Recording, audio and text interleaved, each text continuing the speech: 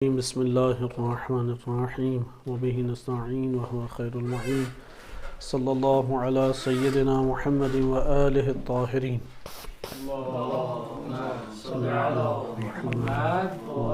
محمد کتاب الکافی اصول کافی باب کتاب التوحید باب حدوث العالم و اثبات المحدث۔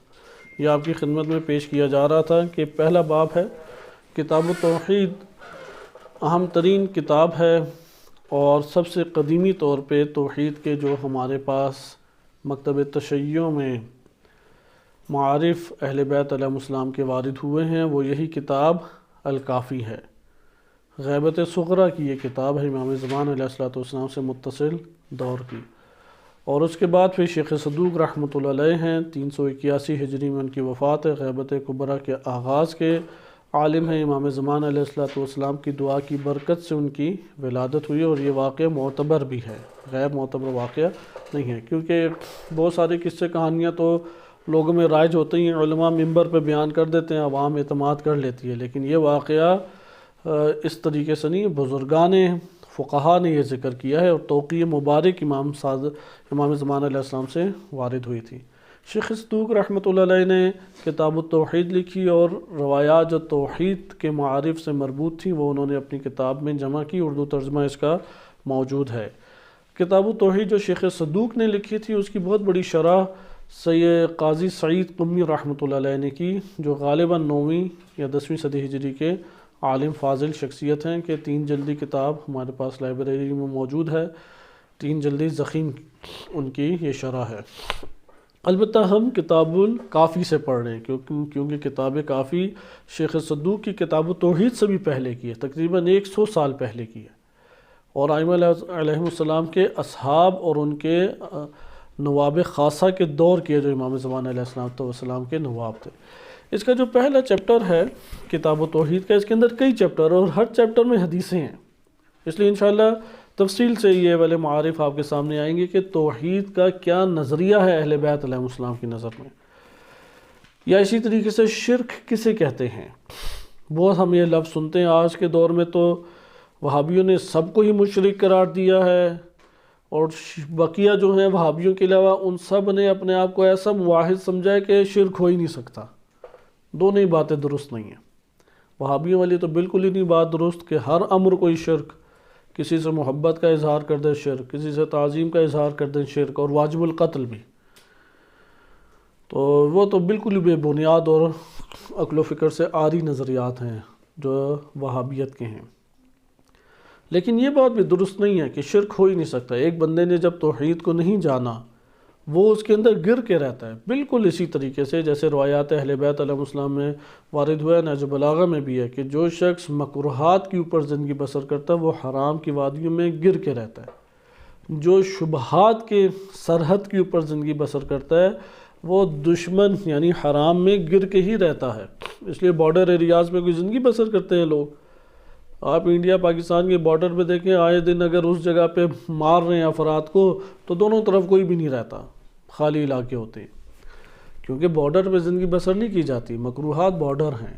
اس لیے جس یہ بلکہ فقہا نے ذکر کیا کہ اگر ایک دن میں ایک بندہ کاملاً فقط مکروہات انجام دیتا ہے تو وہ خود بذات خود تمام مکروہات کو ایک دن میں انجام دینا اور کسی مکروہ کو ترک نہ کرنا، یہ ایک نوع حرام بن جاتا ہے، کیونکہ وہ حرام میں مبتلا ہو کے رہتا ہے۔ یعنی جو احتیاط نہیں کرتا وہ مبتلا ہے۔ مثلا میں ایک فلم دیکھنے لگا، مجھے پتہ ہے اس کے اندر نامناسب چیزیں آئیں گی، کہتا ہوں کہ یار ٹھیک ہے، کوئی مسئلہ تھوڑی ہے، میں تو جاب پیشہ ہوں، یا میں شادی شدہ ہوں، یا میں اسٹوڈنٹ ہوں۔ یہ ایک شیطانی وسوسے ہیں جو اسے کہتے ہیں تم بڑے ٹھوس ہو، تمہارے ایمان کو کچھ نہیں ہونا، جبکہ سب سے زیادہ یہ گرفتار ہے اس وقت دنیا میں، سب سے زیادہ جہاں جرائم انجام پا رہے ہیں، سب سے زیادہ قبیح ترین اور بزرگ ترین وہ یونیورسٹیز کی دنیا ہے، پوری دنیا میں سب سے قبیح اور پست ترین، اور اس میں بھی ہاسٹل لائف، آپ جس کا تصور کر سکتے ہیں وہ خطرناک ترین جنسی اور نشے کے اور دیگر فلموں کے اور غیبت، تہمتیں، لڑائی جھگڑے، برے پلان، حتیٰ کہ پاکستان میں تو یہ ہے کہ اسلامی یونیورسٹی کے اندر خودکش حملہ آور ادھر آ کے ٹھہرتے تھے، صرف ایک جہے سے نہیں، غربی جہے سے دوسری جگہ سے بھی مذہبی بنا دے تو ادھر بھی تو مذہبی شیطان مذہبی رخ اختیار کر کے بھی تو آتا ہے. شیطان ہمیشہ ایک رخ تو نہیں اختیار کرتا کہ اس نے شیطنت یعنی کوئی سیکولر بن کے آئے، کوئی کمیونسٹ بن کے آئے، ایتھیسٹ بن کے آئے. نہیں، شیطان عابد، زاہد، مفتی، فقیہ، نمازی، عزادار یہ بن کے بھی تو آتا ہے، زائر، حاجی، عمرہ کرنے والا، ان صورتوں میں بھی آتا ہے. شیطان کو پہچاننا ضروری ہے، کسی ایک کو کچھ کہنا ضروری نہیں ہے. اس لیے آیت اللہ جوادی عاملی کا بڑا خوبصورت جملہ ہے، بہت خوبصورت. کہتے ہیں کہ اگر ایمان ہو، ایمان کے ہمراہ یونیورسٹی پڑھیں تو یونیورسٹی کی تعلیم بھی دین ہے، اور ایمان کے بغیر حوزہ علمیہ پڑھیں تو حوزہ علمیہ کے تفسیر و حدیث بھی بے دینی ہے. یعنی ایمان اس میں اصل نقطہ ہے. ایمان کے ہمراہ یونیورسٹی پڑھتے ہیں وہ مومن ہیں. یعنی بالفاظ دیگر گلاس کے اندر اگر پانی گدلا ہو، گندا ہو یا نجس ہو، آب زمزم ڈالیں وہ بھی نجس ہو جائے گا. اگر باطن ہی اندر سے مجرم ہے، ڈاکٹر بن جائے تو پاکیزہ ہو جائے گا. نہیں، اس نے پینٹ کوٹ ٹائی پہن لیا، بس چمچ سے کھانا شروع ہو گیا، کانٹا استعمال کرتا ہے. اگر ایمان کے ہمارا یونیورسٹی پڑھیں، اگر ہمارا ایمان ہو اور اس کے ساتھ یونیورسٹی پڑھیں تو یونیورسٹی کی تعلیم بھی دین ہے، مدرسے کی تعلیم بھی دین ہے. دونوں کا نام لیا میں نے، ادھر ایک کا نام لیا ہے کیونکہ مدرسے کی تعلیم کو سارے دین سمجھتے ہیں. اور اگر ایمان کے بغیر ہو تو دونوں تعلیمیں کفر ہیں، یعنی کفر تک پہنچاتی ہیں یا فساد تک پہنچاتی ہیں. دونوں تعلیمیں کیا ہیں؟ بے دینی ہیں. دونوں تعلیمیں دین نہیں ہے. کفر کا لفظ انہوں نے نہیں استعمال کیا، بے دینی کا لفظ استعمال. دونوں تعلیم کیا ہے؟ بے دینی ہے. لہٰذا یہ ہمارے پاس ایک تمہید کے طور پہ میں نے نصیحت آپ کی خدمت میں اس لیے عرض کی کہ ان مباحث کو ہم سمجھیں کہ توحید جو ہے اس کو سمجھیں گے تو توحید سے آشنا ہوں گے. توحید کو نہیں سمجھنے کی کوشش کریں گے اور موحد کہلائیں تو انسان اندر سے موحد نہیں ہوگا، زبان سے موحد ہوگا. اب تو قلیل پیمانے پہ حوزہ علمیہ کے اندر بھی ایسا طبقہ پیدا ہو گیا ہے، ظاہراً لوگوں میں وہ حجت الاسلام والمسلمین کہلاتا ہے یا طالب علم کہلاتا ہے، لیکن اصلاً نعوذ باللہ اللہ کو ہی نہیں مانتا، یعنی نجس ہے. کیونکہ جو اللہ کو نہیں مانتا اسے دین اسلام نے نجس قرار دیا.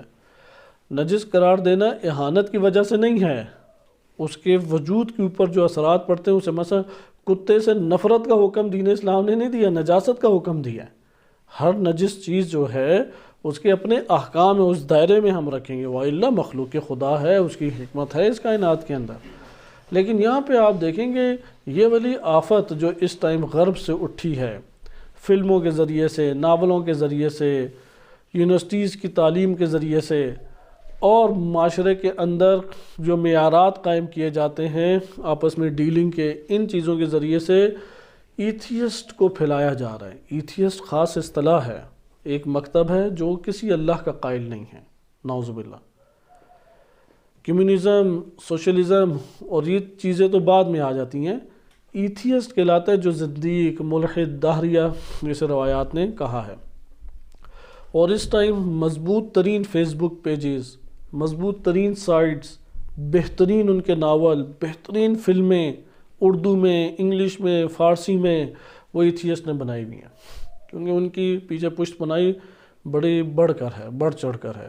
ان کے نظریات پھیلائے ہوئے ہیں. جب آپ سیاست میں نظریات مفادات کی اساس کے اوپر آ جاتے ہیں، اس کی بنیاد ایتھیسٹ ہی ہے.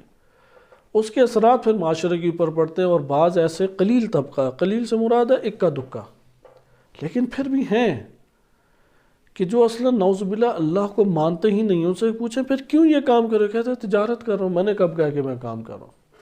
اہل سنت میں تو ایک بھرمار ہے، ادھر قلیل ہے تو ادھر بھرمار ہے. کتنے انہوں نے مسجد کے مولانا پکڑے ہیں، اور بعض تو اپنی جاب مکمل کر کے گئے 30 سال پڑھا کے نمازیں. انڈیا پاکستان دونوں میں ہی ہیں ایسے نمونے، کیونکہ یہ انگلینڈ نے بہت بڑی ایک یونیورسٹی بنائی ہوئی ہے خفیہ. یہ پاکستان بننے سے پہلے کی بات ہے، اخباروں میں چھپی بھی ہے. پاکستان کے اخباروں میں وہ شخص جو وہاں سے ہو کے آیا تھا کہ انگریز جب ہند پاکستان کے اوپر غالب تھے تو ان کے ایک قریبی دوست تھے، بڑا نام ہے سیاسی دنیا میں پاکستان کے. تو وہ جب گئے ایک مدت کے بعد تو اپنے دوست سے رابطہ کیا، کیونکہ دوست بہت ابھارتا تھا. یہ نواب تھے، کوئی امیر کبیر بندے تھے. تو انہوں نے پھر وہاں پہ ایک مدت کے بعد انگلینڈ گئے تو اس سے رابطہ کیا، وہ اس کو پھر ایک جگہ پہ لے کے گیا، ایک جنگل ٹائپ، اور پھر کر کے ایک جگہ پھر کہا ادھر آپ کی آنکھیں بند کرنا ضروری ہیں، آنکھیں بند کر کے اسے گزارا۔ اچانک دیکھا تو اس نے کہا میں گویا کہ دلی کے ایک مدرسے میں کھڑا ہوں، وہی تنگ پجامہ ہے، اوپر کرتا ہے، سر پہ ٹوپی ہے، کئی کلاسز تھیں، ایک میں تفسیر کا درس ہو رہا ہے، ایک میں حدیث کا درس ہو رہا ہے، ایک میں فقہ کا درس ہو رہا ہے، ایک میں فلاں ہو رہا ہے، اور بہترین اردو میں پڑھائی جا رہے ہیں، اور دیوبندیت کو فروغ دیا جا، وہ دیوبندی، اور سارے انگریز تھے، سارے کے سارے انگریز، اور سارے یہودی اور عیسائی، ایک بھی مسلمان نہیں تھا۔ تو ہم نے پوچھا یہ کیا ہے؟ کہا کہ یہ آپ کے ملکوں میں جائیں گے، وہاں پہ کوئی استاد بنے گا، کوئی مفتی بنے گا، کوئی نمازی بنے گا۔ اسی طرح وہ ایک ہے ٹی وی میں اینکر، معروف ہے، ابھی نام ذہن میں نہیں ہے، وہ خود بیان کرتا ہے دبئی میں تھے، ایک لمبی داڑھی والے بھی ہمارے ساتھ تھے اسی جگہ پہ۔ ہم پہلے بات ہے بڑے حیران ہوئے کہ شوبز دنیا یا اس طرح کی جو کمیونٹی اس میں یہ مولوی کہاں سے آ گیا، لیکن کسی میں پوچھنے کی جرت نہیں تھی۔ نماز کا ٹائم ہوا، کہتے ہیں ہم 3-4 بندوں نے جا کے علیحدہ نماز پڑھ لی، جو جگہ ہوتی ہے اس نے نماز بھی نہیں پڑھی، تو میری کہتے ہیں تشویش اور بڑھ گئی۔ تو میں نے اس سے جا کے پوچھا یہ کیا ماجرا ہے، آپ کو اولا ادھر دعوت کیسے ہو گئی، نمبر 2 نماز آپ نے پڑھی نہیں؟ کہا کہ میں اصل میں مسلمان نہیں ہوں۔ وہ بہت حیران ہوا کہ یار مسلمان نہیں ہے تو مفتی والا کیوں حلیہ بنایا؟ کہتا میں تازہ جاب سے آیا ہوں۔ کہا کہاں پہ جاب تھی؟ اس نے پاکستان کے ایک علاقے گاؤں میں کہا، اور کہا کہ میرے 30 سال مکمل ہو گئے۔ وہ 30 سال کافر بغیر وضو غسل کے اذانیں اور نمازیں پڑھاتا رہا، اعتقاد اس کا مذہب پہ آئی نہیں۔ کہتا میری جاب تھی، تنخواہ اچھی لگی ہوئی تھی، وہاں سے میں پڑھا کے آ گیا۔ اسی طرح بعض علماء ہیں، انہوں نے اپنا واقعہ ذکر کیا جو اتحاد بین المسلمین کی کوششیں کرتے ہیں، کہ ان کے پاس ایک آئے اہل سنت مولانا، یعنی پیش نماز کا پاکستان میں کوئی زیادہ درجہ نہیں ہے، چھوٹا سا مولوی شمار ہوتا ہے، امام جمعہ تھوڑا بڑا شمار ہوتا ہے، اگر زیادہ اس کے ہو تو پھر اس طریقے سے رینک بڑھتے ہیں۔ رینک پاکستان میں لوگوں کے توجہ سے بڑھتے ہیں، جس کے ساتھ زیادہ لوگ اس کا رینک اتنا بڑا جیسا مرضی اس کا کردار ہو۔ تو اس نے کہا کہ میں ایک مدت ہو گئی ہے نماز بغیر غسل اور وضو کے پڑھا رہا ہوں۔ کہا کیوں ایسا کر رہے ہو؟ کہتا میرا اعتقاد ہی نہیں ہے ان چیزوں پہ۔ تو اس طرح کی یہ مسائل ہیں، کیوں کیا وجہ ہے؟ وجہ یہ ہے کہ توحید نہیں بیان، توحید کا تذکرہ ہی نہیں ہے، اسے اللہ نظر کیوں نہیں آتا؟ کیونکہ کوشش ہی نہیں کی۔ جب اس نے کوشش ہی نہیں کی اسے کیسے پتہ لگے گا؟ یہ بات بہت واضحات میں سے ہے۔ ہمارے ادھر دوستان تھے، منطق جب پڑھتے تھے تو میں نے سوال کیا کہ یہ طلاب بیٹھے ہوتے ہیں، اب کیونکہ بعض دیہی علاقوں کے ہوتے ہیں 5ویں کلاس بھی پاس نہیں ہیں، تو سوال کیا میں نے کہ اچھا آسمان سے اگر چیز گرے زمین پر تو کیوں گرتی ہے؟ کیا وجہ آپ کی نظر میں؟ ایک مطلب سمجھانا تھا، وہ گہری سوچ و بچار میں مشغول ہو گیا۔ میں نے کہا کوئی آپ نے کبھی نہیں سنا کہ کیوں آسمان سے زمین پہ چیز گرتی ہے؟ اس کا نہیں پتہ کیوں گرتی ہے، حالانکہ 26-27 سال عمر ہے اس کی۔ اور اس طرح سے چند چیزیں اور واضحات، یعنی اسے کشش ثقل ہے، گریوٹی ہے، ان چیزوں کا پتہ ہی نہیں۔ اس لیے واضح ترین چیزیں اس نے کبھی جب توجہ نہ چاہے، واضح ترین چیز بھی اقرار کے دائرے میں نہیں آتی، واضح ترین چیز۔ اس لیے یہ تعجب کی بات نہیں ہے کہ اللہ تعالیٰ کی ذات ہمیں نظر نہیں آنکھوں سے آ رہی تو انکار کر دیں، صحیح ہے؟ کیونکہ یہ شبہ سائنس نے آ کے ایجاد کیا ہے۔ سائنس اصل میں دلیل بن گئی ایتھیسٹ کی، ایتھیسٹ سائنس کو دلیل بنا کے لاتے ہیں، حالانکہ سائنس دلیل ہے توحید کی، کیونکہ وہ کوئی بھی چیز ایجاد نہیں ہو سکتی اگر اللہ سبحانہ و تعالیٰ کی طرف سے نظم ہے، اس کا وجود ہے، اللہ کی طرف سے فیضان ہے، کچھ بھی ایجاد نہیں ہو سکتا۔ سائنس دلیل ہے توحید کی، لیکن ایتھیسٹ نے اس کو انحرافی نظریات اس کے اندر ڈال کے دلیل بنا دی اپنے موقف کی، لیکن ادھر بھی پھنس جاتے ہیں۔ جب وہ سائنس کی بات کرتے ہیں پھنس جاتے ہیں۔ یعنی آپ غرب سے اگر یا علمی دنیا میں، یونیورسٹیز کی دنیا میں اگر آپ جائیں اور بڑے سے بڑے پروفیسر سے آپ گفتگو کریں تو وہ دلیل کیا لائے گا؟ سائنس۔ ہمارے کچھ عزیز ہیں امریکہ یونیورسٹی میں پڑھتے ہیں، اور بعض ایسے پروفیسر بھی ہیں کہ جو امریکہ یونیورسٹی میں پڑھاتے ہیں، امریکن اور کینیڈا یونیورسٹیز میں۔ تو وہ اپنے تجربات بیان کرتے ہیں کہ ہم نے اپنے استاد سے ڈسکس کیا اس مسئلے کو، تو ایک وقت آیا لاجواب ہو گئے، لاجواب ہو گئے تو وہ اسی طرح سے کہتے ہیں غصے ہو گئے جیسے ایک وہابی غصے ہو جاتا ہے، مارنے کے اوپر آ گیا، شدید تعصب شروع کر دیا، تھیسس قبول نہیں کرتا تھا، یہاں تک کہ اس بندے کو وہ یونیورسٹی چھوڑنے پڑی، اتنا وہ اپنی جہالت کے اوپر مصر ہے۔ اس لیے ایتھیسٹ ایسا نہیں ہے کہ کوئی بڑے روشن فکر ہیں، کھلے دل کے مالک ہیں، بڑے محبت کرنے والے بندے، بالکل برعکس، بالکل برعکس، کیونکہ جو نعوذ باللہ اللہ کا انکار کر دیتا ہے وہ اندر سے بڑا چھوٹا انسان ہے، بہت چھوٹا انسان، اس کی عقل و شعور کا دائرہ ہے ہی نہیں کوئی، اس لیے آپ زیادہ عقلی باتیں کریں گے کوئی اسے سمجھ نہیں آئے گی، آپ اسے روز مرہ کی باتیں کریں پھنس جائے گا۔ یعنی جو نعوذ باللہ اللہ کا انکار کرتا ہے، ابھی آپ روایات دیکھیں گے کیونکہ یہی طبقہ انبیاء علیہ السلام کے دور میں تھا اور یہی طبقہ ائمہ اطہار علیہ السلام کے دور میں تھا، تو جو اللہ کا انکار کرتا ہے آپ یہ نہ سمجھیں کہ اس کے پاس کوئی دلیلیں موجود ہیں، اس کی بہت چھوٹی ذہنیت ہے، اس لیے آپ نے اس سے کوئی بڑی بحث نہیں کرنی۔ بحث کرنے کے آداب پہ ہم ایک طویل گفتگو کر چکے ہیں، کیونکہ ان ایتھیسٹ سے میں نے پہلے بھی عرض کیا کہ ہمیں کچھ ایک مختصر سا تجربہ حاصل ہے گفتگو کا، وہ فوراً ہی پھنس جاتے ہیں۔ آپ آدھی زندگی سے آپ کہیں کہ اچھا آپ بتاؤ دلیل کیا ہے، کس چیز کو آپ دلیل بناتے ہو کہ اگر یہ چیز اس میں پائی جائے میں مان لوں گا اس چیز کو، دلیل کے بغیر تو نہیں مانتے نا، جیسے آپ کہتے ہیں نا فلاں بندہ آپ کی گواہی دے دے تو میں مان لوں گا ورنہ نہیں مانوں گا۔ آپ کس ایک حقیقت کو جاننے کا آپ کی نظر میں کیا معیار ہے؟ کب آپ ایک شے کو کہتے ہیں یہ حقیقت ہے؟ اس نے کہا سائنس۔ اب جب اس نے سائنس کا تو کئی جہاں سے پھنس گیا وہ، مثلا مثال کے طور پہ عقل کسی سائنس کی لیبارٹری میں تولی جا سکتی ہے، چیک کی جا سکتی ہے عقل؟ کوئی نہیں، سوال جواب کریں گے، اس نے چند سوالات کے جوابات دے دیے، آپ اس کی کل عقل کا حکم ممکن ہے لگا دیں۔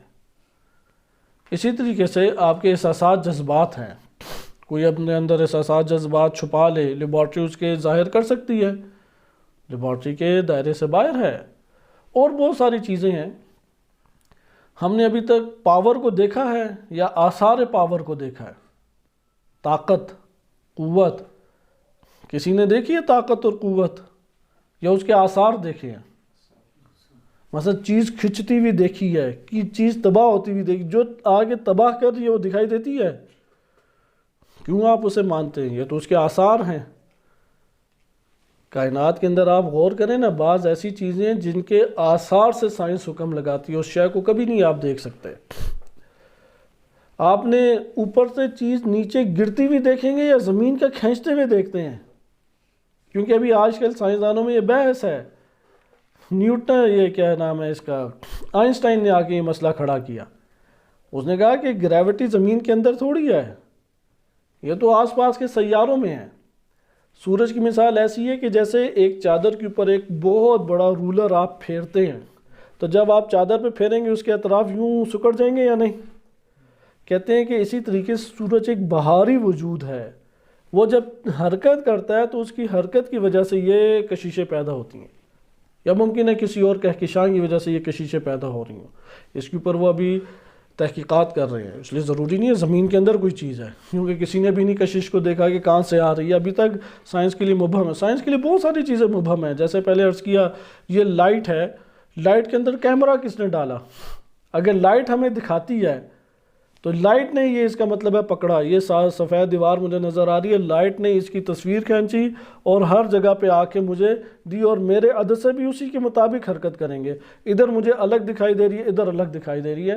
سائنس حیران ہے کہ یہ کیوں الگ الگ دکھائی دے رہی ہے، لائٹ میں کوئی مسئلہ ہے، لائٹ نے جو کیچ کیا ہے اس کا مشکل ہے، ادھر ہے، وہ تحقیقات کر رہے ہیں ابھی، بڑی حیران کن چیز ہے۔ اور روشنی ان کے اصلاً وہم و گمان سے باہر ہے کہ یہ ہے کیا مسئلہ، آپ کو آسمان کے اوپر ایک ستارہ ممکن ہے 1000 سال ہوئے نابود ہو گیا ہے، اس کی ساری معلومات کس نے محفوظ کی؟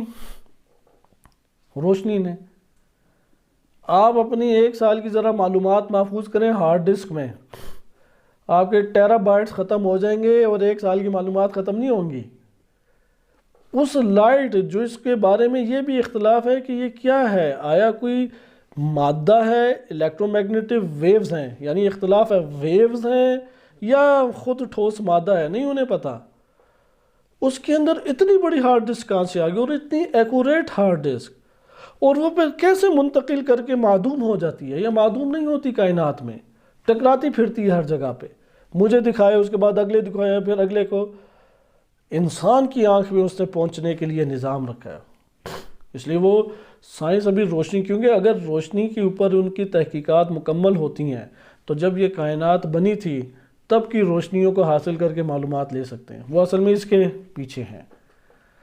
خیر یہ میں نے اس لیے بیان کیا کہ یہاں پہ آپ غور کریں، یہ ایتھیسٹ کی دلیل ہے یا توحید کی دلیل ہے؟ سائنس توحید کی دلیل ہے۔ آج کا ہمارا سبق کسی سے اصل میں مربوط ہے کہ سائنس توحید کی دلیل ہے۔ امام معصوم علیہ السلام نے کائنات سے استدلال کیا، اس لیے کہ قرآن کریم بہت دقیق ہے، بہت دقیق۔ واقعی امام علی علیہ السلام کی یہ بات ہمارے لیے تو اپنی سطح کے مطابق ہے، انہوں نے اپنی سطح کے مطابق امام نے بات کی ہے۔ نہج البلاغہ میں فرماتے ہیں کہ یہ ایک ایسا گہرا سمندر ہے جس کی تہوں تک نہیں پہنچا جا سکتا، ہر سطح کے بندے کو اپنے مطابق ادھر معلومات مل رہی ہیں۔ امام علی علیہ السلام کی سطح اصلا تصور سے ہمارے باہر ہے، تصور سے باہر، ادراک سے باہر ہے۔ ان کے لیے اگر یہ صورت ہے تو پھر ہم کیا چیز ہیں؟ لہٰذا یہ آپ کی خدمت میں جو میں نے تمہید باندھی اس میں ایک نو آج کے معاشرے کا آپ کی خدمت میں ایک جائزہ لینا ہے۔ اگرچہ حوزہ علمیہ میں اب کلام جدید کے عنوان سے غربی شبہات، کیونکہ غرب میں فلسفہ کثرت سے پڑھایا جاتا ہے، اسلامی فلسفہ نہیں ہے۔ ہمارے ایک دوست جیسے پہلے بھی عرض کیا، ان کے میڈیکل پڑھتے تھے تو امام زمان علیہ السلام پہ دروس بھی دیتے تھے، پختون تھے، اور نماز شب پڑھا کرتے تھے۔ تو میڈیکل انگلش میں ساری چیزیں ہوتی ہیں، تو انہوں نے انگلش فلاسفہ کو پڑھنا شروع کر دیا۔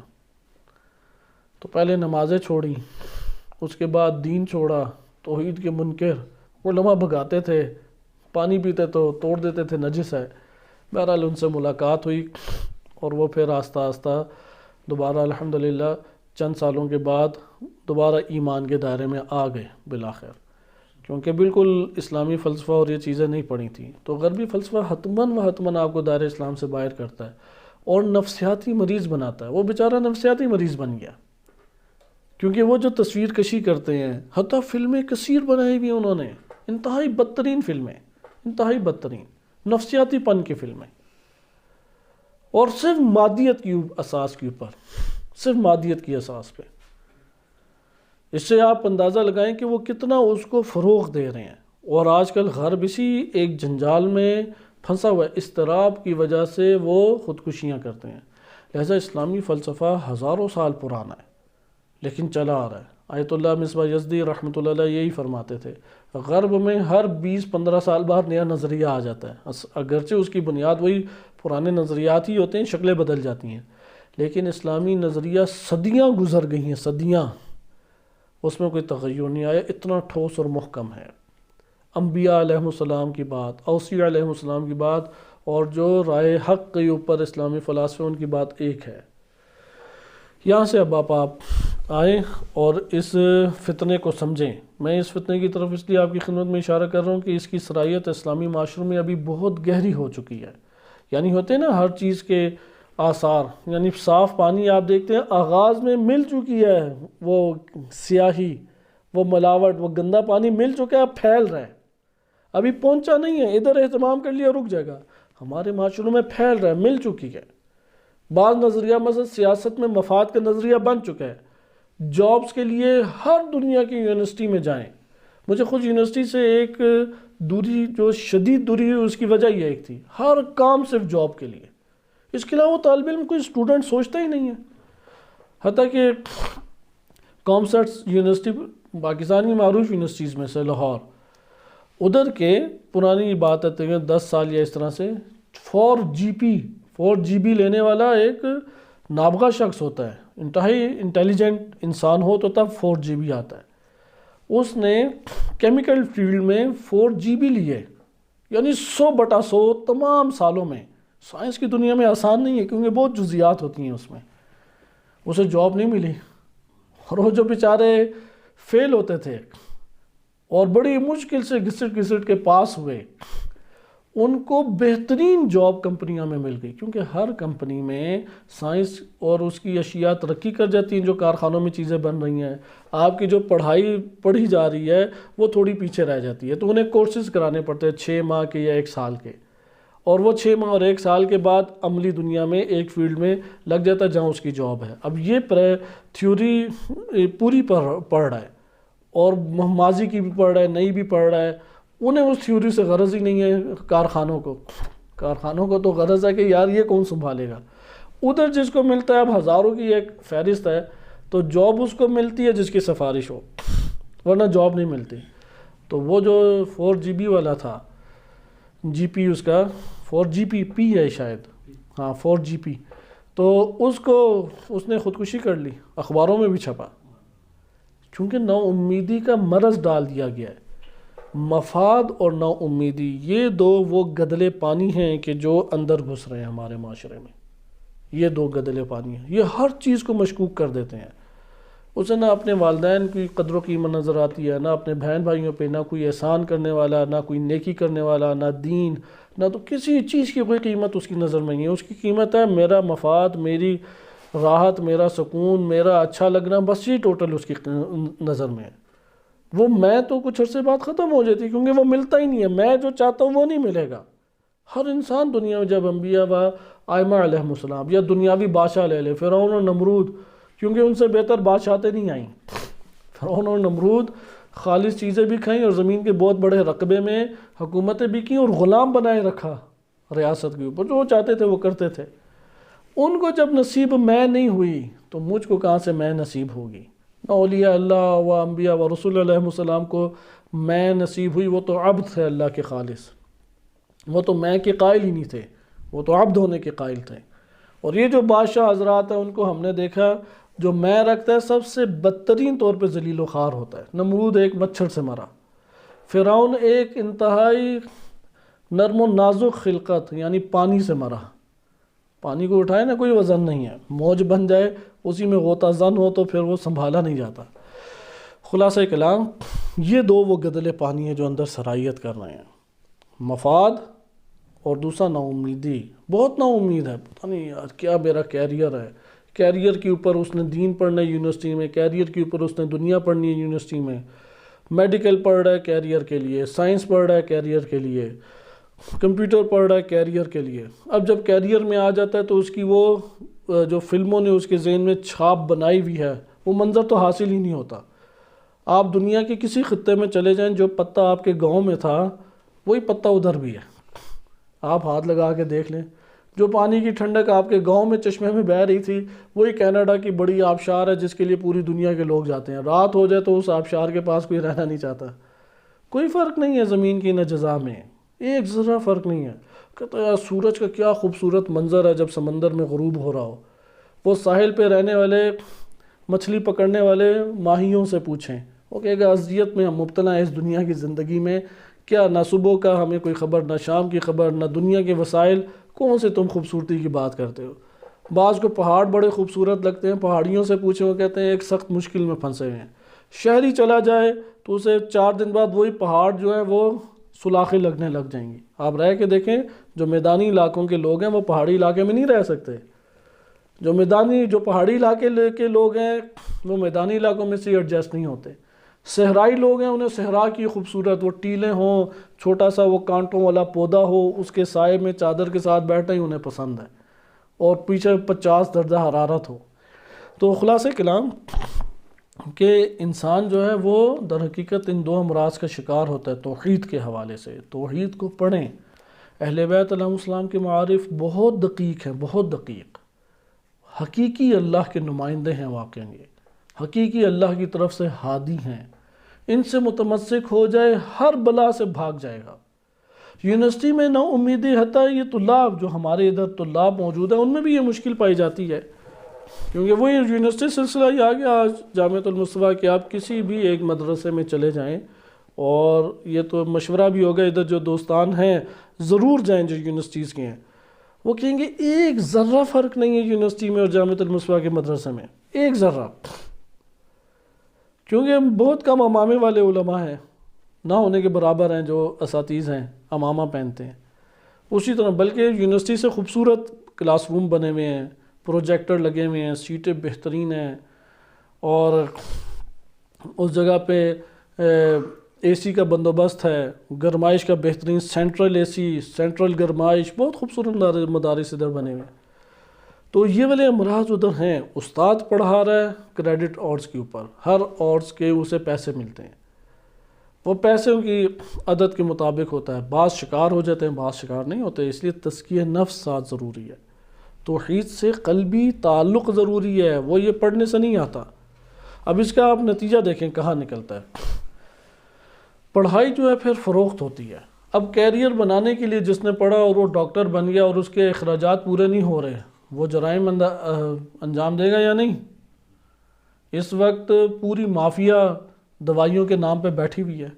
حتیٰ کہ آپ اپنے ہارٹ کا، دل کا چیک اپ کرانے جائیں تو سٹنٹ ڈلتے ہیں اچھے ہسپتال سے 3-4 لاکھ روپے میں، پاکستان میں یا ممکن ہے اس اوپر ہوں.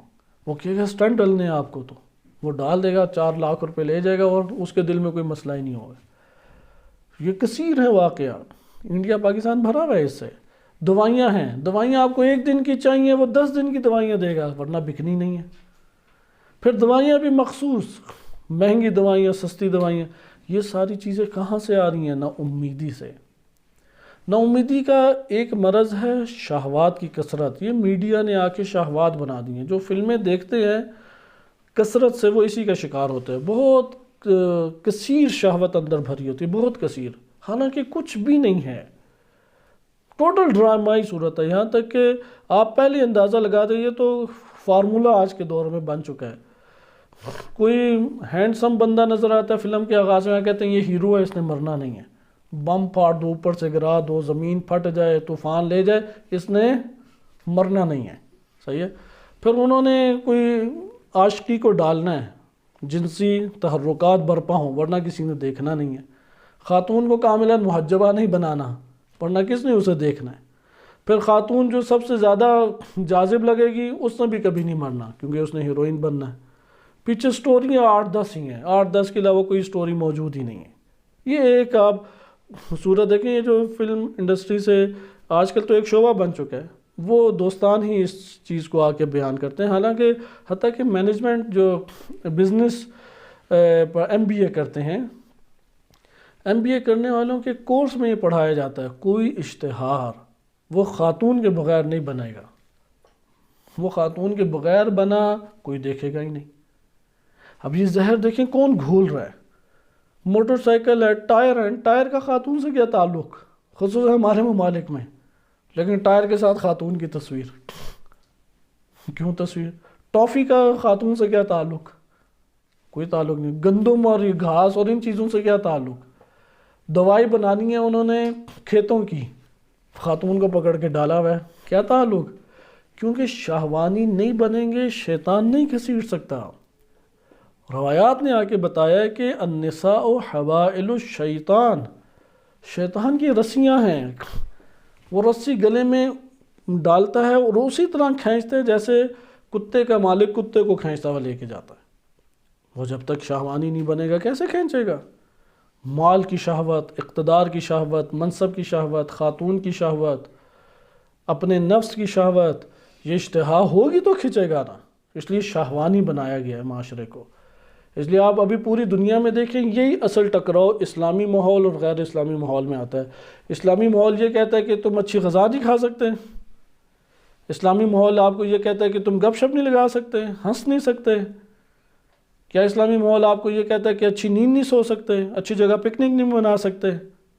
کیا دونوں میں فرق آتا ہے؟ اسلامی ماحول کہتا ہے کہ بے حیائی نہیں ہو سکتی، شہوتوں کو کنٹرول کرو، حلال طریقے سے کھاؤ کماؤ. اس لیے امام علی علیہ السلام نہج البلاغہ میں فرماتے ہیں کہ تنگنائے حرام سے نکل کے حلال کی وسعتوں میں آ جاؤ. بعض جملے ہیں کہ جو آغاز طلبگی میں ہمیں بڑا حوصلہ دیا کرتے تھے اور اب بھی حوصلہ دیتے ہیں. ان میں سے ایک یہ مفتی جعفر حسین اعلی اللہ مقامہ کا ترجمہ ہے، بڑا خوبصورت ترجمہ ہے.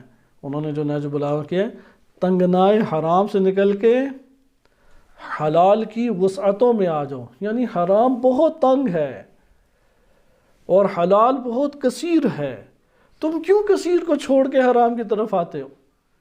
شراب اللہ نے حرام قرار دیا ہے، کتنی انواع کے تم ملک شیک پی سکتے ہو، ملک شیک مخلوط دودھ کو نہ کریں، کتنے جوس پی سکتے ہو اشیاء کا، تم سارے جوس، سارے پانی کی انواع، سارے مشروبات کو چھوڑ کے تم نے شراب ہی پینی ہے، اور وہ بھی بد ذائقہ، بدبودار اور بدترین چیز۔ کیوں آخر تنگنا ہے؟ اللہ نے چند چیزیں حرام کی ہیں، ان سب کو تم حلال کو چھوڑ کے، وسعتوں کو چھوڑ کے کیوں تم حرام سے استفادہ کرتے ہو؟ لہذا یہ ہمارے پاس چیزیں آئیں کہ جس میں آپ نے اسباب دیکھا توحید سے دوری کے اسباب، اس لیے اس بات کو ذہن نشین رکھیں، توحید سے دوری کے اسباب اصل میں کیا ہیں؟ شہوات کا غلبہ۔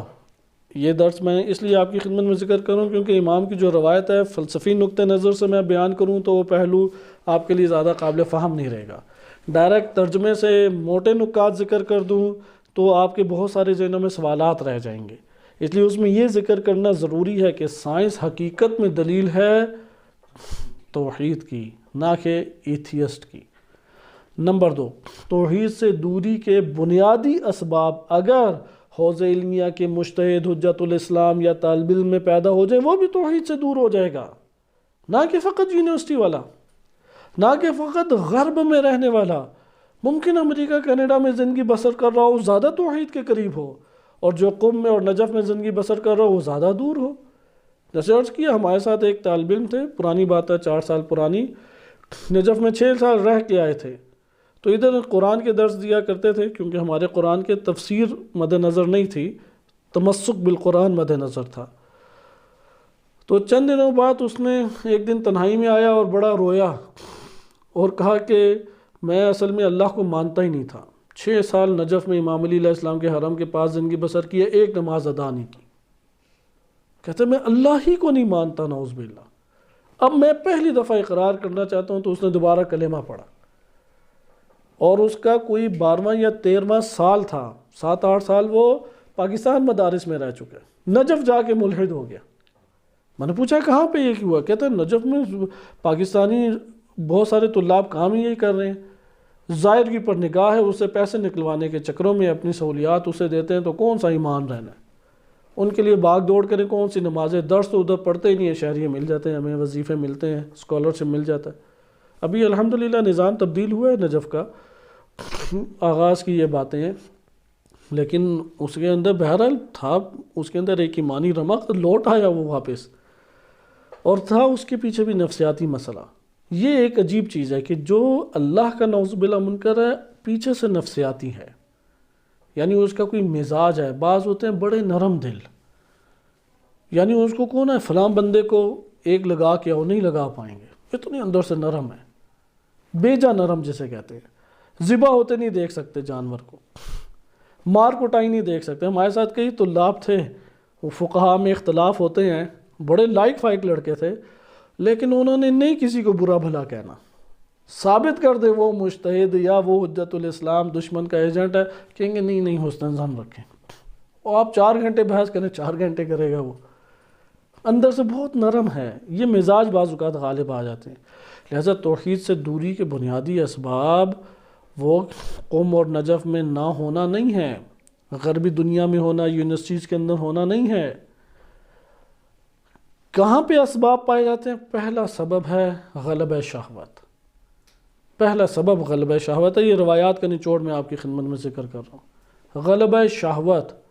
اور شہوات میں سب سے قوی عنصر شہوت وہ 2 ہیں، سب سے قوی ترین اقتدار کی شہوت، اسے انسان توڑتا ہی نہیں ہے، اقتدار چاہتا ہے، حاکمیت چاہتا ہے۔ دوسری شہوت جنسی شہوت ہے، بقیہ شہوات اس کے ماتحت ہیں، وہ اس سے اوپر تعلق نہیں رکھتی، حتیٰ کہ یہ 2 ایسی شہوات ہیں کہ انسان ہر چیز کو داؤ پہ لگا دیتا ہے۔ آج کل تو یہ سارے پردے ہی غرب نے چاک کر دیے ہیں، ماں باپ، بہن بھائی اور تمام ان سے جنسی سارے روابط کو انہوں نے آشکار کر دیا۔ پاکستانی اب ڈرامے بنا رہے ہیں، پاکستان کی حالت دیکھیں، ایک مسلم ملک ہے، وہ ڈرامے اس کے اوپر بنا رہے ہیں، دوسروں کی بیگمات سے کیسے رابطہ کیا جائے، اگرچہ 20 سال ہو گئے ہیں، ہمیں تو موقع ہی نہیں ملا ٹی وی دیکھنے کا، لیکن افراد بتاتے ہیں جو سوال جواب کرنے والے ہیں، یا یہ جو اخباروں میں بعض تنقیدی مقالہ جات چھپتے ہیں، آرٹیکل چھپتے ہیں، اس سے یہ ایک اندازہ ہوتا ہے۔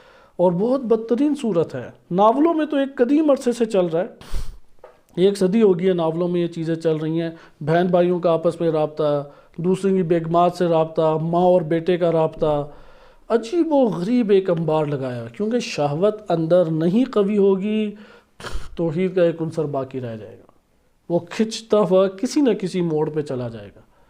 یہ غلبہ شہوت ہے جو اس کو توحید کی دنیا سے لے جاتا ہے، یہ پہلی چیز۔ دوسری چیز ہے نا امیدی، جسے قرآن نے بھی ذکر کیا ہے۔ جو نا امید ہوتا ہے وہ توحید سے دور ہو جاتا ہے، بس توحید کیا کام کرتی ہے، وہ اس کو امید میں لے آتی ہے، اور نا امیدی جو اپنے اوپر غالب کر لے، یار یہ تو ہونے والا ہی نہیں ہے، میں نے تو ہمیشہ فقیر ہی رہنا ہے، میں نے تو ہمیشہ مریض ہی رہنا، میری کبھی عزت ہی نہیں ہونی، میری مشکل ہی نہیں حل ہونی، وہ رجوع ہی نہیں کرے گا جب نا امید ہو جائے گا۔ تیسری چیز بہت اہمیت کی حامل ہے جو توحید سے دور کر دیتی ہے، رازق اور مشکلات میں نجات دہندہ اپنی ذات کو سمجھنا۔ جب انسان نے اپنی ذات کو رازق سمجھا، اسی دن اس کی پریشانی شروع۔ اور یہ مسائل آج کل حوزہ علمیہ میں بھی آ گئے ہیں، اور یونیورسٹیز میں تو قدیم عرصے سے چل رہے ہیں۔ اسے کیریئر کی فکر ہے، اسے وہ کیریئر تم نے بنانا ہی اللہ کے ہاتھ میں ہے۔ تم جب ماں کی شکم میں تھے تو خود اپنی خوراک کا تم نے اہتمام کیا، جب شکم مادر سے باہر آئے تو تم نے خود اپنی غذا کا اہتمام کیا، تم نے اپنے آپ کو صحت خود دی، تم نے آپ کے لیے رزق کے تمام وسائل خود پیدا کیے۔ کہا نہیں۔ پھر جب تم بالغ ہو گئے، امام سجاد علیہ السلام کی دلیل ہے، میری اپنی نہیں، انہوں نے یہ مراتب بیان کیے ہیں، کہتے جب تم اپنے منہ کے اوپر سے مکھی کو نہیں اڑا سکتے تھے، اللہ تعالیٰ نے تب تمہیں رزق دیا۔ اب جب تمہارے ہاتھ پاؤں مضبوط ہو گئے اور عقل تمہاری کھل گئی ہے اور سمجھنے لگ گئے، تو شک کرتے ہو کہ نعوذ باللہ اللہ رازق ہے یا نہیں۔ مثلا میں اپنے بچوں کے بارے میں یہ سوچوں، یار کل کیا کریں گے، پاکستان کس یونیورسٹی پڑھیں گے، کوئی ان کی فیسیں دے سکے گا یا نہیں، ادھر تو مالدار نہیں دے سکتے، ہم کیا چیز ہیں، کیا ان کا مستقبل ہوگا، جاب ملے گی یا نہیں ملے گی، پریشانی شروع ہو جائے گی، ہاتھ پاؤں عجیب و غریب مارنا شروع کر دیں گے۔ لیکن رازق میں تھوڑی ہوں، رب میں ہوں ان کا، یہ تو اللہ نے امانت مجھے دی ہے، اور چند وظائف ہیں میرے، اور میرے لیے دنیا کی نعمت بنا دی ہے، میں نے استفادہ کرنا ہے ان سے۔ اولاد کی محبت ہوتی ہے، اولاد سے مدد لیتا ہے، گھر میں رونق بڑھ جاتی ہے، دنیا آباد ہوتی ہے، میری تو دنیا کا سبب ہے۔ دوسرا میرا وظیفہ ہے دین کے اعتبار سے، اور رب میرا بھی اللہ ہے، ان کا بھی اللہ ہے رب، میرا بھی رب اور رازق اللہ ہے، ان کا رازق بھی اللہ ہے، میں نے تھوڑی رزق دینا ہے انہیں۔ مشکلات سے نجات دینے والا ان کو بھی اور مجھ کو بھی وہ اللہ کی ذات ہے، میں ہر ضرر سے کیسے دور کر سکتا ہوں انہیں، میں کیسے مرض سے اسے شفا دے سکتا ہوں، ڈاکٹروں کے پاس پھر آ کے تو نا امید انسان ہو جاتا ہے، یہ اللہ کی ذات ہے کہ جو اسے شفا عطا فرماتی ہے۔ لہٰذا یہ ہمارے پاس چند اسباب تھے کہ رازق اللہ کو مانیں، کبھی پریشانی آپ کو لاحق نہیں ہوگی۔ آپ کہیں اللہ میں راضی ہوں، مٹی پہ سو جاؤں، ٹھیک ہے سو جاؤں گا، کیونکہ تو نے ایک دن رکھا ہے جب میں نے اس دنیا سے چلے جانا ہے۔ امام خمینی رحمۃ اللہ علیہ کا بڑا خوبصورت کلپ ہے، کہتے ہیں کہ یہ جو پچھلے بادشاہ گزرے ہیں، رضا اور محمد رضا پہلوی باپ بیٹا، کہا کہ ان سے عبرت حاصل کریں، کتنے دن جی لے ہوئے، کہتے سوچو کتنے دن رہ لوگے اس دنیا میں، اس کے بعد مر جاؤ گے، تو کیسے تم نے جینا ہے، ان پہلویوں کی طرح جیو گے، بدترین زندگی اور بدترین موت، مال کے پیچھے بھاگ رہے ہیں، اقتدار کے پیچھے بھاگ رہے ہیں، اور قوم کو ڈبویا، حقوق الناس لے کے گئے، کہتے ہیں ایک یہ موت ہے، ایک ہمارے شہیدوں کی موت ہے، کہتے ہیں ان کی وصیت نامے پڑھیں اور نصیحت لیں، کیسے اس نے اپنے آپ کو خطرات کے حوالے کیا، کیسے اللہ کی راہ میں نکلا، اس ٹائم تو وظیفہ بھی کچھ نہیں ملتا تھا ایران سے، اس کے پاس تھا ہی نہیں کچھ، کس طرح سے انہوں نے اللہ کے حوالے اپنی جانوں کو کیا، اور اس دنیا سے عظمت کے ساتھ محبت لیے ہوئے دین کی راہ میں قربانی اپنے آپ کی دی۔ اس لیے کہتے ہیں غور کرو کہ کس انداز میں تمہیں موت آئے اور کس راہ میں تمہیں موت آئے۔ لہذا یہ توحید کا ہمارا پیغام ہے کہ رازق اللہ کو مانیں، اللہ کے ساتھ رازق ہے، کوئی پریشانی بعد میں نہیں، کوئی ٹینشن نہیں، اس نے تنگ رزق دینا ہے، اللہ راضی ہوں، کیونکہ میں زیادہ چون چرا کروں، زیادہ میں شکوہ شکایت کروں، اس سے میرے رزق میں اضافہ ہو جائے گا؟ نہیں ہوگا۔ اور اگر تو نے وسعت رزق دینا ہے تو گناہوں سے بچا، کیونکہ سخت ہے آزمائش اس کی۔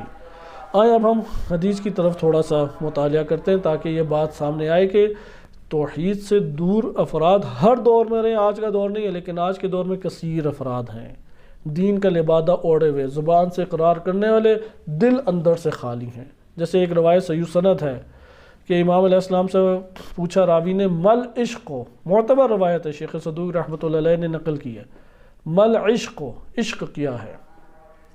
امام صادق علیہ السلام فرماتے ہیں کہ قلوب، وہ دل ہیں، خلت من ذکر اللہ، اللہ کے ذکر سے خالی ہیں، فَأَذَاقَهَا اللَّهُ حُبَّ غَيْرِهِ، اور جو دل اللہ کے ذکر سے خالی ہو جائے، اللہ اپنے غیروں کی محبتوں کا اس دل کو ذائقہ چکھا دیتا ہے کہ میرے قریب بھی نہ یہ بندہ آئے، میرے نزدیک بھی یہ بندہ نہ آئے، غیروں کو کی محبتیں اس کے دل میں ڈال دیتا ہے۔ پھر اسے بیوی سے محبت ہوگی، دیگر خواتین سے، مال سے، اپنے نفس سے، اپنی ذات سے، اپنی اولاد سے، وہ انہی کی محبتوں میں گھل کے مر جائے گا، اور قبر میں جائے گا تو حقیقت آشکار ہوگی کہ میں تو خالی ہوں، تنہا ہوں، کچھ بھی نہیں ہے، چیخے گا، چلائے گا۔ جیسے خواب میں آپ دیکھتے ہیں بعض اوقات تنہائیاں، منظر ایسے کریہ منظر، وحشت ناک منظر، یہ انسان کی عاقبت اور انجام بن کے رہ جائے گا۔ اس لیے ان چیزوں کے اوپر غور کریں، مجھے توحید اور ولایت الہی سے دور کیا کیا کر کے لے جاتی ہیں۔ اس لیے قرآن نے کہا تمہارا واضح اور کھلا عدو مبین کون ہے؟ شیطان۔ کہا کہ شیطان کے خطوط پہ وَلَا تَتَّبِعُوا خطوات الشیطان، خطوات کسے کہتے ہیں؟ قدموں کو، نشانوں کو، قدم دیکھ کے چلتے ہیں نا، مطلب آپ جنگل میں جائیں نہیں پتہ لگ رہا راستہ، پاؤں کے نشان بنے ہوئے، چلیں گے یا نہیں؟ جو خطوات کو نہیں پہچانتا وہ تو شیطان کا شکار ہو کے رہتا ہے۔ خطوات شیطان پہچانے، یہی ہیں خطوات شیطان، مایوس کرتا ہے۔ سورہ حشر کی آخری آیات میں دیکھیں، شیطان آتا ہے کہتا ہے کفر کر، جب وہ کفر کر لیتا ہے کہتا ہے انی بری ہوں، میں تو اس گناہ سے بری ہوں، میں رب العالمین کو مانتا ہوں، کیا تو کر بیٹھا ہے؟ یعنی پہلے گناہ کرواتا ہے، گناہ کروانے کے بعد اس کو اتنا بڑا گناہ کر کے دکھاتا ہے، اتنا بڑا گناہ کر کے دکھاتا ہے کہ وہ مایوس ہو جائے۔ اب جب مایوس ہو گیا اب پلٹنا ممکن نہیں ہے۔ یعنی اس لیے قرآن کی تعبیرات دیکھیں، ان اللہ یغفر الذنوب جمیعا، اللہ تمام گناہ تیرے دور کر دے گا، تو آ تو صحیح اللہ کی طرف، توبوا الی اللہ، اللہ کی طرف پلٹ کے آؤ، ففروا الی اللہ، اللہ کی طرف فرار کرو، بھاگو ان آگ سے، شیاطین کے گڑھ سے، وحشت ناک عذاب سے بھاگو، ففروا الی اللہ۔ تو یہ ہمارے پاس ہیں کہ یہ توحید سے جو دور ہونے کے اسباب ہیں، اس کو بہت دقت سے دیکھیں انسان کے وجود میں جو آ جاتے ہیں، یہ امراض ہیں، امراض نفسانی وہ سبب بنتے ہیں۔ اور ان امراض نفسانی میں سب سے بڑا سبب کیا ہے؟ شہوات اور نا امیدی۔ اور تیسری چیز ایک اعتقاد، اور وہ اعتقاد معاشروں کے اندر اس وقت ڈگمگا چکا ہے، وہ رازق حقیقت میں اپنے آپ کو سمجھتے ہیں، اس لیے گھر بنانے کے لیے غلط سلط طریقے اختیار کریں گے، زیادہ کمانے کے لیے جھوٹ بولیں گے، غلط طریقے اختیار کریں گے۔ آپ اپنے آپ کو ایک دفعہ داؤ پہ ڈال کے دیکھیں، بڑی ایک دلچسپ چیز ہے۔ آپ بھی اداروں میں، مدارس میں ہمیں یہ چیز بہت پیش آتی ہے، جیسے یونیورسٹیز کے طلاب کو پیش آتی ہے، اور طلاب بھی وہی کام کرتے ہیں یونیورسٹی کا طالب علم کرتا ہے، اور وہ کیا ہے، وہ جھوٹ بول دیتا ہے، جھوٹ بولتا ہے تو ظاہراً بچ جاتا ہے۔ آپ ایک دن یہ کریں کہ یار سچ بولیں اس کے سامنے، حوصلہ رکھیں، دیکھیں کیا ہوتا ہے۔ سچ بولیں گے، وہ مخالف ہو جائے، اللہ آپ کا حامی ہو جائے گا، اور حتماً راستے نکلتے ہیں، حتماً و حتماً۔ اور جھوٹ بول کے، غلط طریقے اختیار کر کے آپ اپنی راہ کو صحیح کریں، اللہ راستے بند کرتا ہے۔ آپ کر کے دیکھ لیں، ذلیل و خوار ہوگا، بدنام ہوگا، شکی مزاج ہوگا، سوء ظن رکھے گا، اپنے آپ کو رازق سمجھے گا، اپنے آپ کو نجات دہندہ سمجھے گا، اپنے آپ کو مشکل کشا سمجھے گا، پیروں فقیروں کے پیچھے پڑ جائے گا، ٹوٹکوں کے پیچھے پڑے گا، عجیب اس کی زندگی بنتی چلی جائے گی۔ آپ حوصلہ رکھیں، ٹھیک ہے یار، آفت آتی آ جائے، میں کہیں فرار نہیں کر رہا، پکڑ لو۔ اللہ کی ذات آپ کے دیکھیں کیسے راستے نکالے گی. یہ اللہ کا قرآن میں وعدہ ہے. آپ آزما کے دیکھیں ایک دن. چھوٹی چیزوں پہ آزمائیں جہاں پہ خطرہ نہ ہو. میں بڑی چیز نہیں کہتا, چھوٹی چیز پہ آزمائیں, کیونکہ آزمانا ہی ہے نا کہ یہ قرآن کی بات سچ ہے یا نہیں. سورۃ الطلاق میں غالباً ہے وَمَن يَتَّقِ اللَّهَ يَجْعَلْ لَهُ مَخْرَجًا. جو اللہ کا تقوی اختیار کرے اللہ اس کے لیے راہ نکال دیتا ہے, حتماً و حتماً راہ نکالتا ہے. وَيَرْزُقْهُ مِنْ حَيْثُ لَا يَحْتَسِبْ. جہاں سے گمان نہیں ہوتا وہاں پہ اللہ اسے رزق دیتا ہے. کسی کو اس بات پہ یقین نہ آئے تو وہ ان مدارس میں جا کے زندگی بسر کرے جو بنے ہوئے ہیں, اسے پتہ لگ جائے گا کہاں سے رزق آتا ہے. خصوصاً ایسے افراد جن کی زندگی سامنے ہو, جیسے ابھی ہمارے سامنے صبح سے شام تک ہم ادھر ہی مصروف رہتے ہیں, دیکھیں کہاں سے رزق آتا ہے. یحتسب جو ہے نا اس کو ابھی چھوڑ دیں, کیونکہ جاب پیشہ بندہ جو ہے نا اس کا مشکل ہی یہ ہے, وہ یحتسب پہ نگاہ رکھتا ہے. یار جاب گئی تو کہاں سے پیسہ آئے گا. سارے پریشان ہیں جاب پیشہ, کیونکہ اس نے ریاضت کس پہ کی ہے, یحتسب پہ. جو کاروباری طبقہ ہوتا ہے یا آپ یہ کہہ لیں طالب علم طبقہ ہے, وہ لا یحتسب کے اوپر اعتقاد رکھتا ہے. وہ کہتا نہیں پتہ یار کل کیا ہوگا, لیکن مجھے پتہ ہے کہ کچھ نہ کچھ تو ہوگا. من حیث لا یحتسب. کائنات کے اندر جو سب سے زیادہ جن کی خوراک ہے وہ کون سی مخلوقات ہیں؟ سب سے زیادہ خوراک کس کی ہے؟ کیونکہ آج ہمارے یہ توحید سے دوری کے یہ اسباب ٹاپک بن گیا اس ضمن میں, کیونکہ سائنس سے مربوط ہے. امام علیہ السلام نے دنیا کے نظم سے مثال دی اللہ کے ہونے پہ. تو اسی میں یہ سوال میں آپ کی دقتوں کے اوپر دیکھتا ہوں کہ اگرچہ پہلے دروس میں یہ تذکرہ ہو چکا ہے, سب سے زیادہ کون سی مخلوق خوراک کھاتی ہے آپ کی آنکھوں کے سامنے, آپ کی زندگی کے تجربات میں؟ بڑی مچھلیاں. مثلاً کوئی نام لیں. سمندر. ٹھیک ہے, اس کے کیا اردو میں نام لینا تاکہ پتہ تو لگے کہ بقیہ کو. ویل مچھلی. ویل مچھلی سے بھی بعض بڑی مچھلیاں ہیں, ڈاکومنٹری دیکھیں. اور روئے زمین پہ جو چلتے پھرتے جانور ہیں, شیر ہے, ہاتھی ہے, کوئی کتنے ہی گوشت کھا جاتا ہے وہ. ہم اتنی چھوٹی سی بوٹی کھاتے ہیں, اس کے بعد معدے میں جلن شروع ہو جاتی ہے. پھر ہضم کرنے کے لیے یا سوتے ہیں یا کام کرتے ہیں, کیونکہ دو طرح ہی بندہ ہے ہضم کر پاتا ہے نا, سو کے یا چل پھر کے. تو اسی طرح ریچھ ہے. یہ ایک دنیا میں خلقت کا منظر ہے. دوسرا منظر, صحراؤں میں کوئی کھانے پینے کی چیز ہے, پانی ہے, برفانی جو علاقے ہیں کچھ کھانے پینے کی چیز ہے. اب زمین کے اوپر جو سب سے زیادہ کھاتے ہیں ان میں ایک ریچھ ہے, صحیح ہے, جو سب سے زیادہ کھاتا ہے. اس طرح چند اور دیگر مخلوقات ہیں. برفانی علاقوں میں ریچھ ہے یا نہیں؟ اژدہا کتنا کھاتے ہیں؟ صحرائی علاقوں میں اژدہا ہیں کثیر ہیں. آپ کبھی ڈیزرٹ کے اوپر ڈاکومنٹری دیکھیں, جو ریت نظر آ رہی ہے ریت کے ذرات کے برابر وہاں پہ حشرات موجود ہیں. 50-60 درجہ حرارت کے اوپر چلتے ہیں. مینڈک موجود ہیں, چھپکلیاں موجود ہیں, بچھو موجود ہیں, سانپ موجود ہیں. اچھا اس سے خطرناک بات چڑیا موجود ہے. آپ کہیں گے چڑیا تو درختوں پہ رہتی ہے, صحراؤں میں چڑیا کون ہے جو خوراک دے رہا ہے؟ پھر ان کو پتہ ہے کہ صحرا میں رزق مل جائے گا.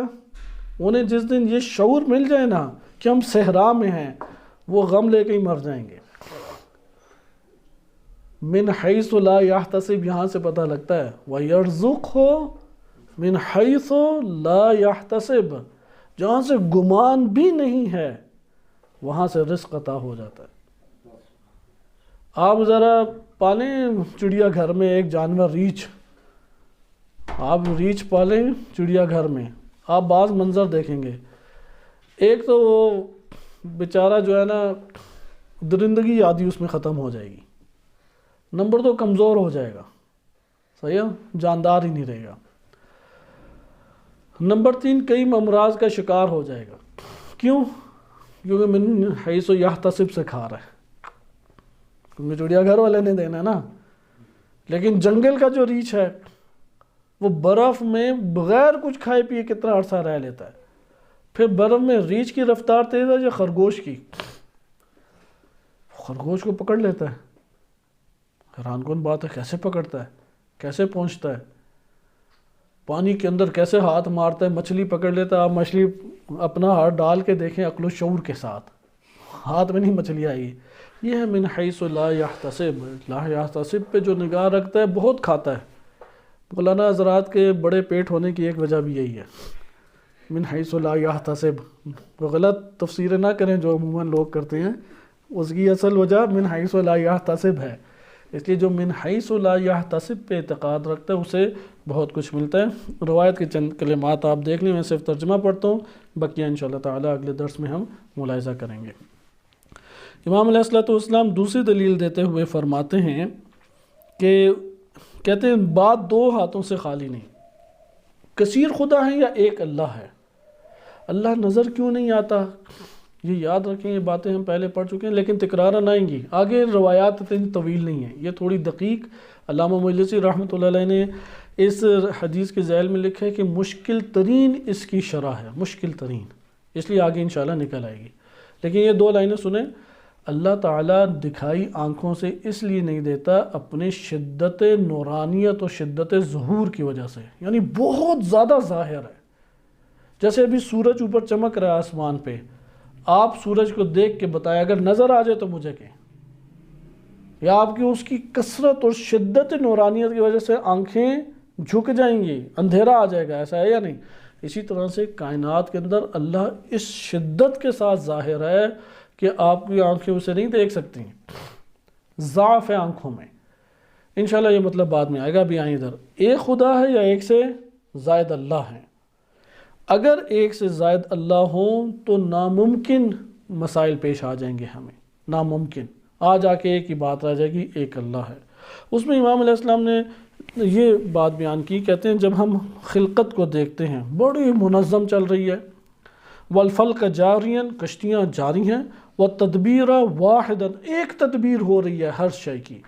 ملا صدرہ رحمۃ اللہ علیہ نے اس کی بڑی خوبصورت شرح کی. وہ کہتے ہیں کہ پوری کے پورا عالم کہتے ہیں ما سوی اللہ، اللہ کے علاوہ جو چیزیں بھی ہیں، فرشتے ہوں، انسان ہوں، نباتات ہوں، حیوانات ہوں، یا جن عوالم کو ہم نئی جہانوں کو جانتے، سب جنت جہنم سب کیا ہیں، یہ عالم کہلاتا ہے. درست. عالم ایک انسان کی مانند ہے، ایک انسان کی، جس کے اعضاء مختلف ہیں لیکن ذات ایک ہے، بدن ایک ہے. توجہ کریں اس تعبیر کے اوپر، بہت خوبصورت فلسفی نکتہ ہے یہ. عالم کیا ہے؟ ایک بدن کی مانند ہے. ایک بدن اپنے مواد کے اعتبار سے ایک ہے، صحیح ہے، لیکن مختلف اعضاء رکھتا ہے. یہ مختلف اعضاء ہونا ایک بدن ہونے کے منافی ہے؟ نہیں. بدن ایک ہے، اعضاء مختلف ہیں، اور ہر عضو کا الگ الگ کام ہے یا نہیں؟ الگ الگ فلسفہ، الگ نوع خلقت ہے یا نہیں؟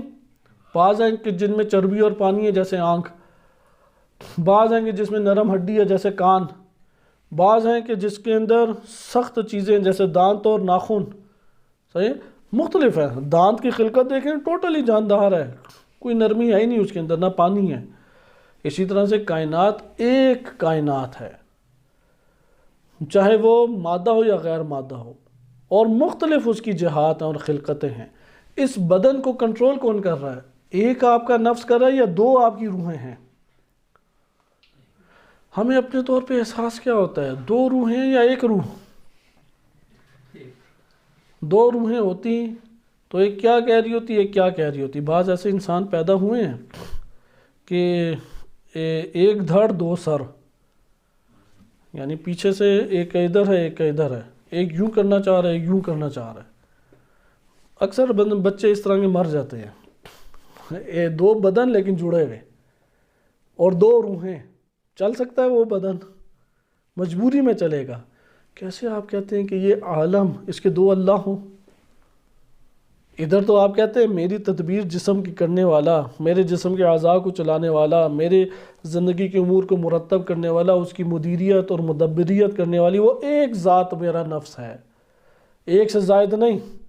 بہت بڑی ٹرین ہے، ایک ڈرائیور ہے اس کا، زیادہ نہیں چل سکے گا. یہ ایسے آپ نے فلمیں دیکھی ہوں گی کہ جہاز ایک ہے، اب جہاز میں 3 خانے بھی ہوتے ہیں بعض اوقات جو کنٹرول کر رہے ہوتے ہیں. مین ایک بندہ یا تینوں ہیں؟ ایک ہے. جھگڑا ہو جائے تو کیونکہ شام میں واقع ہوا ہے، جو ایرانی ہے بے وقت شام فلم بنائی ہے آپ وہ دیکھیں، سچی فلم ہے، وہ کاملاً سچی فلم ہے۔ شہید قاسم سلیمانی رحمۃ اللہ علیہ اس واقعے میں ادھر ہی تھے شام میں اس وقت، لیکن کہتے ہیں فلم دیکھ کے وہ بہت روئے، وہ فلم کہتے ہیں بعین ہی سچی انہوں نے فلم بنائی ہے بے وقت شام۔ تو اس میں وہ ایک ہے اغوا ہوتا ہے جہاز، اور انہوں نے وہ گرانا ہوتا ہے دمشق میں، اور سارے کے سارے قیدی ایرانی اس میں بھرتے ہیں۔ آپ اس کو بھی دیکھیں، ایک پائلٹ ہے، ایک پائلٹ تباہ ہو جائے گیا جہاز، ایک آرڈر جہاز کو چل سکتا ہے، دو آرڈر نہیں چل سکتے۔ جب ایک جسم کے اوپر نہیں حکومت دو روحوں کی ہو سکتی، آپ ایک عالم میں کیسے تصور کرتے ہیں؟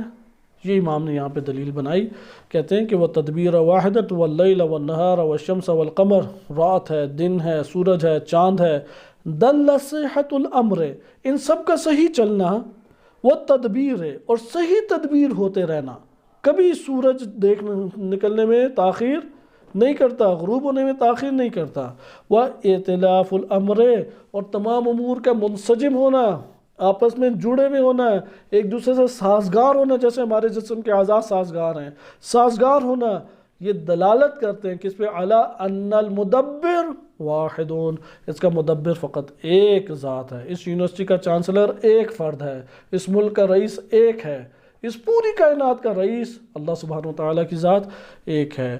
ثم یلزمک ان ادعیت اثنین، اگر کہتے ہیں فرض کرو تم دو کا دعویٰ کرتے ہو، تو کیا لازم آئے گا؟ فرجۃ ما بینہما، دو فرجہ کہتے ہیں کہ جو ایک کو دوسرے سے تمیز دے، جدا کرے۔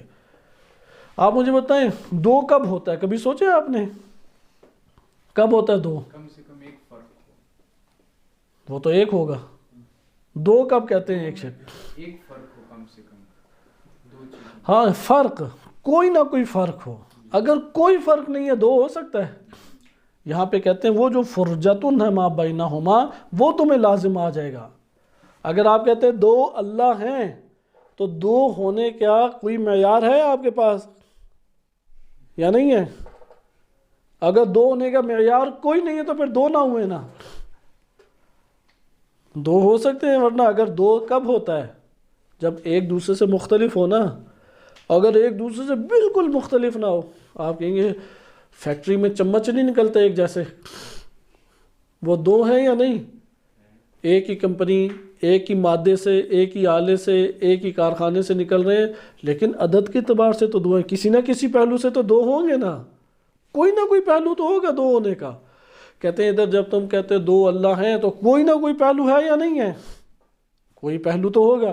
ہم اس پہلو پہ بات کرتے ہیں، وہ جو تم کہہ رہے ہو کہ اختلاف ہے ان دونوں میں، وہ جو ان دونوں میں تمیز پیدا کر رہا ہے، وہ جو ان دو کو دو بنا رہا ہے، اس پہ بات کرتے ہیں۔ وہ فرجہ ہمیشہ سے ان کے ساتھ ہے، تو پھر تو تین خدا ہو گئے، پھر تو دو نہ ہوئے، وہ بھی تو قدیم ہو گیا نا، وہ تیسرا بھی تو ایک اور ہو گیا۔ ہاں وہ پہلو بھی تو ہمیشہ سے ہے نا، پھر اگر تم دو خدا کہتے تو وہ پہلو ہمیشہ سے ہوا، پھر تو تین ہو گئے۔ اور اگر جب تم تین کی بات کرتے ہو تو پھر دو والی بات تمہاری غلط ہے، پھر تو تم کہو کہ کئی خدا ہیں، پھر دو کے اوپر کیوں آتے ہو؟ ادھر سے پھر امام اسے پکڑنا شروع کرتے ہیں، اور انشاءاللہ تعالیٰ بقیہ حصہ ہم اگلے درس میں پڑھیں گے۔ صلی اللہ علیہ سیدنا محمد وآلہ الطاہرین۔